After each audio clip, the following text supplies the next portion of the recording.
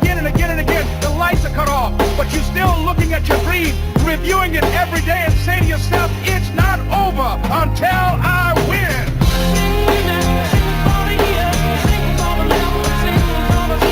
I can have a woman do whatever I want when I want. Galen Harper will also tell you, he left. All the things that I know about that are trapping these kids, the drugs, the way people are living. It's how he made sure they would continue to give him all their cash. Look at my money, pow, shut up. That's not how the women's story started, though. How would I break a woman? I'll get you to trust me. When I get you to trust me, then I come on in. Long before Harper would put his hands on a woman. Where you get your hair done at? He would charm her. To sell your story, to sell your dream, to make you feel that that's the guy I want. Some pimps go to great lengths to manipulate their victims. Hoping to pimp a girl. Undercover police sergeant Jason Diaz says they work hard to hide it. Incredibly charming. I mean, they seem every other person. They've got a strong charisma about them. They have a gift of gab about them. So I look, how she's walking. He looked for the vulnerable ones. That's how you know I'm the women who were missing something. You all right? Love, family, or something else he promised he could provide. Now she can relax and talk about her feelings. That's what she wants. And if you give her a shoulder to lean on, she's going to give you a heart. That bond between a victim and her pimp. You want to know how people get rich? Relationships. And don't you ever think that it comes any other way. If someone else tells you, hey man, I know a faster way to make money, bull. If they're telling you it's to make relationships with people, treat people really good, increase the value of the way that you treat people, and the value of the skill yourself, the value of your habits, the value of your mindset, if that's what they teach you, then you got a good teacher. Do you guys see how to win now, yes or no? Yeah. Now listen, some of you, you're still trying to get it. You're like, I don't get it, so what's the skill? The skill is you're asleep. Nobody can change you because you won't change. You know what to do, but you don't do what you know. What value is it to try to teach somebody who's uncoachable? If you're not coachable, I don't have anywhere to go with you. I can't. A person than you. I'm not a better Christian than you. God don't love me more than you. None of that. If you want to be successful, you have to change this. This has to change. People want to find their passion, but you don't find it, you create it. And you create it by getting good at something. And to get good at stuff, you start by doing something you suck at. Then you get good. Then you like it. Then people ask how you found your passion. Answer, by starting when you sucked and not giving up.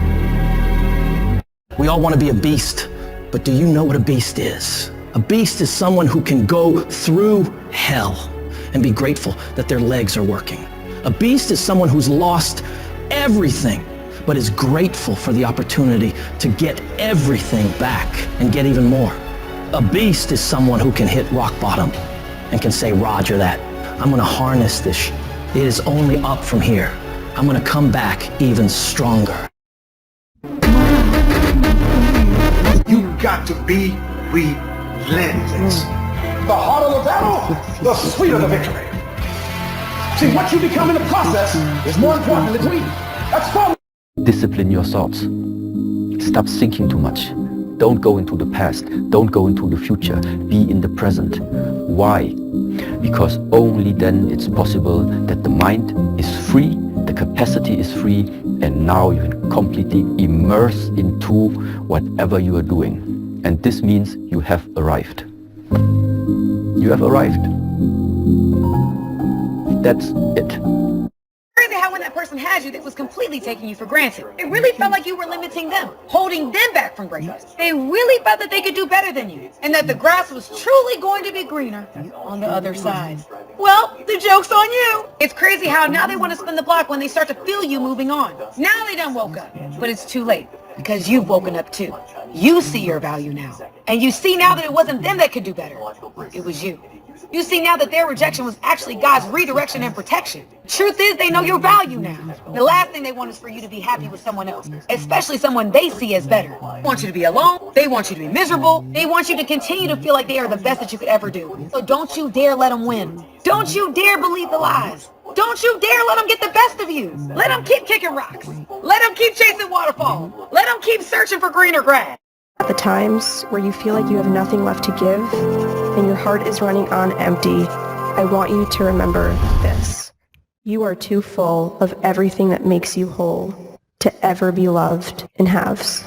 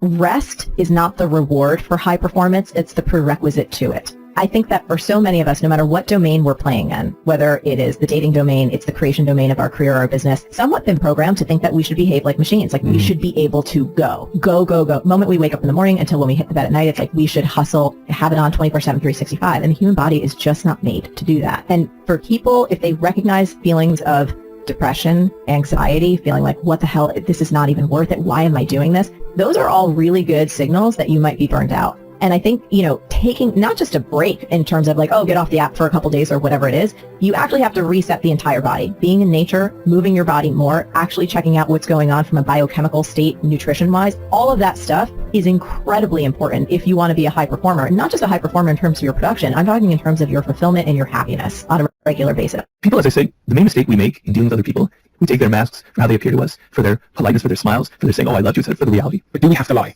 Look, Stephen, being a human being means we lie, right? The moment you open your mouth and you speak, you are essentially not telling the truth. You know what doesn't lie? Body language, nonverbal communication. The way you smile, the look in your eyes, can't lie about that. A social animal like we are, get over this idea about joking about it. I'm so sick of that. We are actors. So we are actors. The moment you go out in public, you're not telling people, oh, you're fat, you're ugly, your lighting sucks, I don't like what you're wearing. You never do that. You're an actor. When you deal with your boss, the person who pays for your podcast, I don't know if there is such a person, you act a different way. You're constantly changing who you are and how you act. One moment you're Robert De Niro, the next moment you're, I don't know what other actor you are, but you're changing your roles depending on who you're dealing with.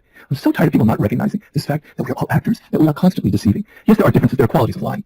I understand that. There's Donald Trump lying, and there's the lying of the everyday white lies, in which we have to say certain things to get ahead. So there are degrees, I understand that. And some lying can be very harmful and very counterproductive in the end. But the moment you enter the world and the moment you open your mouth, you are in some ways already an actor, and you are already... But CDC says, well, the reason we have the sickest people on earth in this country. The average person who died from COVID had 3.8 chronic diseases. So they had diabetes, they had obesity, they had asthma, and they had one other thing, right? No, that's what killed them. It was the chronic disease that took them to the top of the cliff and put them over the side, and and COVID just stepped on their fingers, and dropped them.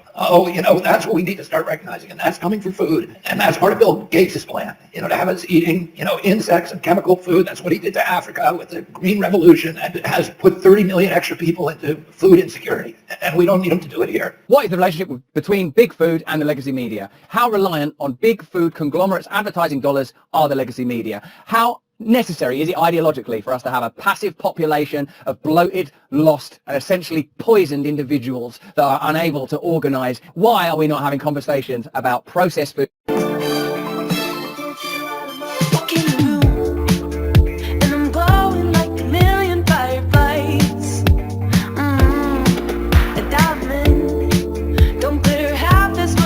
How to respond to gaslighting.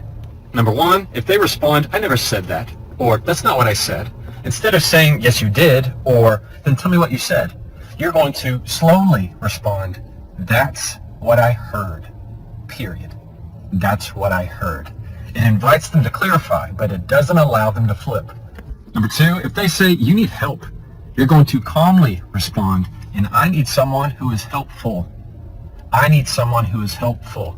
It works because it turns the tables to call out their behavior and does it from a position of strength. And number three, if they say, you're imagining things, you will assertively respond, I do not imagine facts.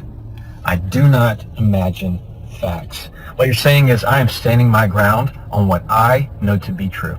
And that's how to respond to gaslighting. I just have my way of operating. I know, and we really appreciate everything that you've done, but we just can't be productive with you on the team. And we gave consideration to the fee hikes, but then there was the server issue, and now you're telling us that you don't have the speed to work with our new projects, and we can't proceed. Come on. It's not that bad. Well, we need more features, and you charge us for add-ons. Our non-dev team wants to work in a different way, and yet you force everyone to comply with your way only. Yes, and when we want to share data in a new way, you just flat out refuse. And when we want to integrate new tools, you pack up your stuff and you go home. Yeah, so frankly, your replacement, Collab, just handles our workload more easily and can do way more.